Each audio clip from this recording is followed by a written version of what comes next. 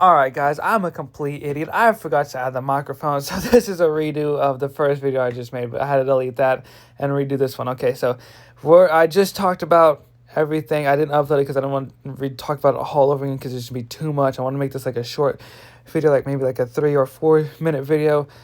But yeah, so let's just get into it. So Oscar Piastri leads Norris by 34 points after Norris retired due to a leakage in the car and, engine issues. So he leads Norris by 34 points. Max Verstappen, like I talked about, out of the Drivers' Championship, 205 points. Will not go for a 5th consecutive title. George Russell's closing on Max Verstappen, 4th P3. Charles Leclerc still continues for P3. Lewis Hamilton still on 109. Back-to-back races where he finishes outside the points in Hungary and, crash out at Zanvroot after he got on the wet part of the paint and crash into the wall in turn 3. Antonelli and Albon are tied for P7 on 64 points, so keep your eyes on that one. Hülkenberg for P9. Isaac Hadjar moves 5 spots in the Drivers' Championship after his P3 in Zanvroot, so he's tied with Nico Hülkenberg on 37 points. Lance Stroll on 32 points. Fernando Alonso is behind his team by 2 points in both Astons to see who's the better one. Esteban Ocon, 2 points behind Fernando and 4 points behind Stroll on 28 points for Esteban Ocon. Pierre Gasly's 14th with 20 points for Alpine. Lawson's tied with Gasly for 20 points in the Racing Bulls. So it's a lot of tie. And, if you want to finish in the top 10 and get high in the championship, you got to finish in the top 10 or top 5 to get big points. Ollie Behrman moves up at least 3 spots in the Drivers' Championship on 60 points after his P6 result in Zanvroot. Carlos Sainz almost had a good race going, but the collision with Lawson and a penalty hurt his race, so he's still 7th, and he's still 7th on 16 points, 17th with 16 points, so he drops down a position in the championship. Bortoletto's points streak comes to an end after damage to the car and, being under investigation for unsafe car around the, circuit with all the damage to the front wing and all that after the collision with another car. Yuki Tsunoda finally gets back in the points since round 5 in Bahrain, I think. I don't know. I'll have to double check. Then it's Franklin Colapinto with 0 points, and Jack Doohan, we don't worry about Jack Doohan no more because he got sacked after the Miami Grand Prix due to him crashing and costing the team a lot of money. So, yes. In the Constructors Championship, McLaren with 584 point lead over Ferrari on 260 points.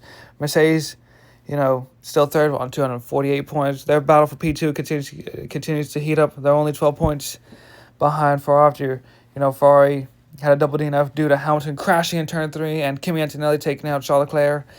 So, yes. And then it's Red Bull slowly working their way back up for P2, but it looks like it could be, just P4 or P3, one of the others.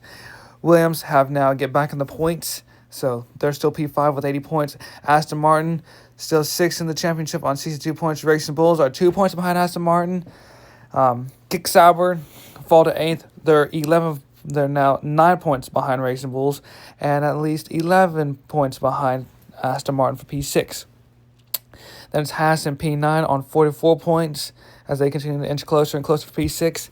And Alpine are still last in the Constructors on 20 points. So, and the earliest that McLaren can clinch the Constructors Championship is at Azerbaijan. They just need to outscore their rivals by 44 points, which is Ferrari, Mercedes, and Red Bull. Williams, Aston Martin, Racing Bulls, Sauber, Haas, and Alpine. They're not in, that little contention. It's just, Ferrari, Mercedes, and Racing Bulls that McLaren need to outscore on 44 points. And Ferrari are still, holding P2 over Mercedes by 12 points. They went into Zanvroot with 28 points clear, but now it's 12 points due to the double DNF after Hamilton crashed in turn 3 and Antonelli takes out Charles Leclerc in turn 3 as well. It's Red Bull who is still on 4th. But yes, so who will take P2? Who will get the runners-up spot behind McLaren? Will it be Ferrari, Mercedes? Who will take the big prize money as well with Aston Martin, Racing Bulls, Sauber, and Haas? And can McLaren clinch the Constructors Championship? If McLaren cannot clinch the Constructors Championship, if their rivals outscore them, then it moves on to Singapore. But I know McLaren want to make sure they clinch that Constructors Championship as soon as possible. So, can McLaren clinch the Constructors in Azerbaijan? Can Ferrari take P2 and be the runners-up? And who will take the prize money between Aston Martin, Racing Bulls, Sauber, and Haas? Thank you guys for watching, and I'll do a little preview Friday for the Italian Grand Prix at Gateway for NASCAR. and MotoGP in Catalonia. Thank you guys for watching, and have a good day.